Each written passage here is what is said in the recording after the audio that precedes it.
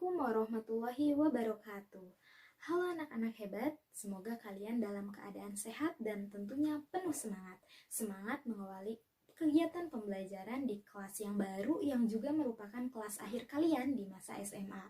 Di kelas ini, dalam mata pelajaran Bahasa Indonesia, kita akan awali dengan materi surat lamaran pekerjaan.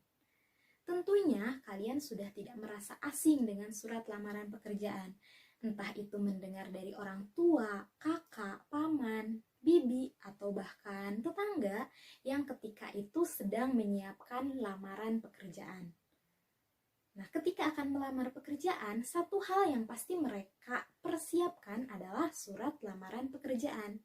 Maka dari itu, kalian dibekali materi ini agar suatu saat ketika kalian akan melamar pekerjaan, kalian sudah tidak merasakan kebingungan bagaimana caranya membuat surat lamaran yang baik dan benar. Tujuan pembelajaran kita pada pertemuan hari ini adalah setelah kalian mempelajari materi ini, kalian diharapkan yang pertama mampu menentukan isi dan sistematika surat lamaran pekerjaan, dan yang kedua mampu memahami unsur kebahasaan surat lamaran pekerjaan. Surat lamaran pekerjaan merupakan surat yang berisi permohonan untuk bekerja di suatu lembaga. Surat ini tergolong ke dalam jenis teks eksposisi. Teks eksposisi ini merupakan teks yang bertujuan untuk meyakinkan pembaca dengan pendapat penulis yang disertai dengan argumen berupa fakta. Nah, ini sama halnya dengan surat lamaran pekerjaan, sebab surat lamaran pekerjaan juga berusaha meyakinkan pimpinan di sebuah lembaga yang kita tuju agar tertarik menerima kita untuk bekerja di lembaga yang dipimpinnya. Lalu surat lamaran pekerjaan juga dikategorikan sebagai surat dinas pribadi dan juga surat semi resmi. Mengapa? Sebab surat lamaran pekerjaan itu tidak memiliki kop surat. Lalu surat lamaran pekerjaan itu ditulis oleh seseorang atau pribadi yang isinya itu adalah kepentingan pribadi. Namun meskipun isinya itu kepentingan pribadi, tetap harus ditulis dengan menggunakan bahasa yang formal. Kenapa? Karena yang ditujunya itu bukan pribadi, bukan seseorang, melainkan sebuah lembaga. Isi surat lamaran pekerjaan ada 3 poin utama. Yang pertama, informasi dan juga posisi atau jabatan yang dilamar. Lalu yang kedua ada data diri, dan yang ketiga lampiran-lampiran. Lalu bagaimana sistematika surat lamaran pekerjaan? Sistematika itu adalah kerangkanya, jadi susunan dari awal sampai akhir itu seperti apa. Nah, untuk mengetahuinya, kita coba cermati dari satu contoh surat lamaran pekerjaan berikut ini. Oke, di sini ada contoh surat lamaran pekerjaan. Surat lamaran pekerjaan ini ditulis berdasarkan informasi yang didapat dari surat kabar. Jadi, penulisan surat lamaran pekerjaan itu ada yang berdasarkan inisiatif sendiri dan ada juga berdasarkan informasi. Kalau inisiatif sendiri berarti dia tidak menemukan atau mendapatkan informasi tentang lowongan pekerjaan, tetapi dia inisiatif sendiri mengajukan lamaran kepada lembaga atau instansi tertentu. Sementara kalau mendapatkan informasi, bisa itu informasi dari iklan, dari pengumuman, atau bahkan dari perorangan. Misal dari kepala sekolah kalau lowongan tersebut berhubungan dengan kependidikan, bisa itu guru, TU, dan lain sebagainya. Nah, kalau di sini ini informasi yang didapatkan dari iklan di surat kabar. Nah, di dalam surat lamaran pekerjaan ini yang pertama itu ada tempat dan tanggal pembuatan surat. Di sini ada Sukabumi 18 Juli 2021. Nah, penulisannya harus benar. Jadi penulisan huruf kapital itu harus benar. Sukabumi karena itu merupakan nama tempat, S-nya harus kapital. Lalu Juli juga J-nya harus kapital karena merupakan nama bulan. Setelah kata Sukabumi harus diikuti oleh tanda koma. Kemudian yang kedua ada hal. Hal ini merupakan tujuan surat atau sering disebut juga judul surat. Jadi surat ini tujuannya untuk apa atau judul surat ini apa? Nah, di sini karena keperluannya itu adalah lamaran pekerjaan, maka tulis saja surat lamaran pekerjaan. Nah, kenapa penulisannya itu setiap kata diawali huruf kapital? Karena penulisan hal ini harus sesuai dengan kaidah penulisan judul. Jadi setiap kata diawali oleh huruf kapital. Kecuali kata hubung, misalnya kata dan atau itu tetap huruf kecil. Kemudian yang ketiga ada lampiran. Nah, yang dilampirkannya itu ada berapa berkas? Nah, misal di sini ditulis 1 berkas. Kemudian yang keempat ada alamat yang dituju. Jadi surat ini ditujukan kemana? Di sini contohnya ada yang terhormat Manajer Sumber Daya Manusia PT Sentosa Jaya Gumilang. Ingat, tidak boleh mencantumkan kata kepada. Jadi langsung saja YTH. Penulisan YTH itu YTH diikuti tanda baca titik. Lalu Manajer Sumber Daya Manusia atau misalnya Kepala Sekolah atau HRD dan lain sebagainya. Lalu kemudian kalau melamar ke perusahaan di sana ada kata PT. PT itu tidak boleh diikuti tanda baca titik. Jadi PT saja, jangan ada titik. Lalu jalan.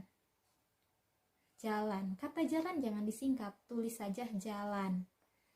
Kemudian penulisan nomor disingkat diikuti oleh tanda baca titik. Bogor, Jawa Barat. Kemudian yang kelima ada salam pembuka. Penulisan salam pembuka ini harus seperti ini. Dengan hormat diikuti tanda baca koma. Hormat, H-nya huruf kecil.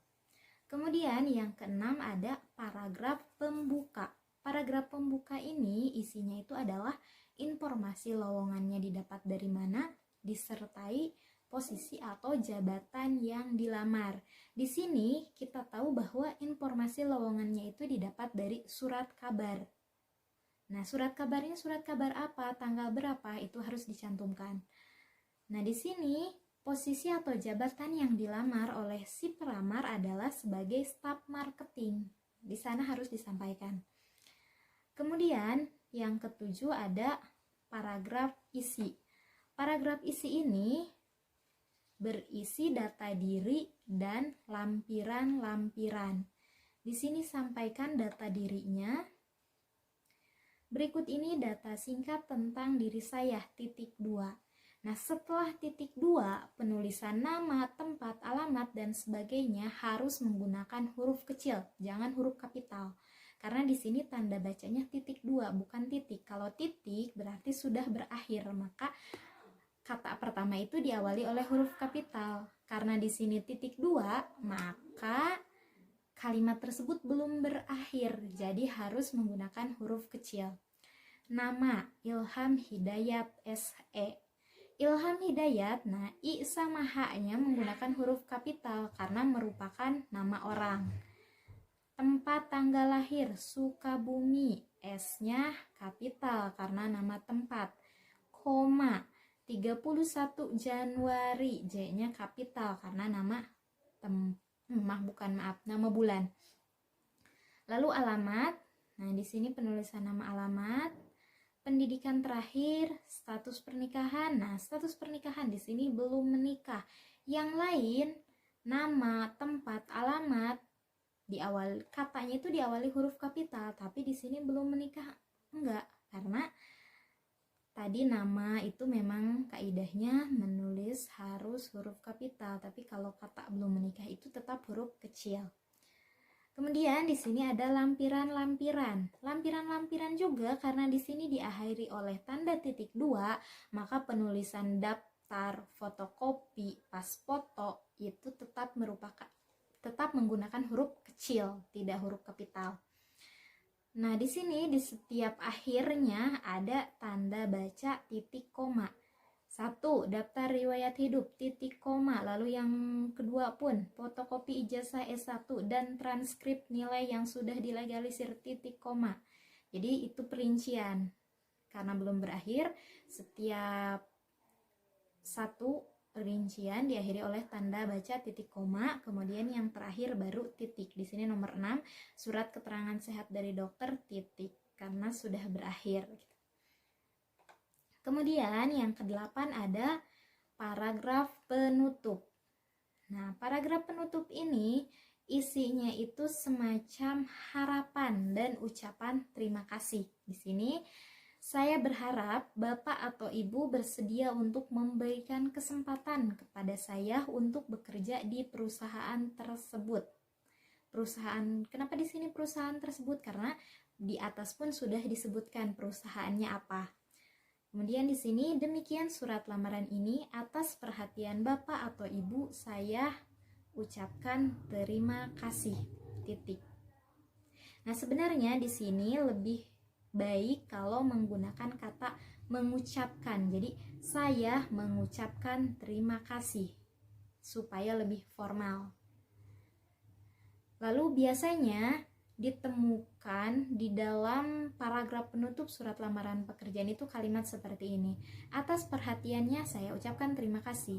Nah, kata atas perhatiannya lebih baik menggunakan atas perhatian Bapak atau Ibu. Gitu. Kemudian yang ke-9 ada salam penutup.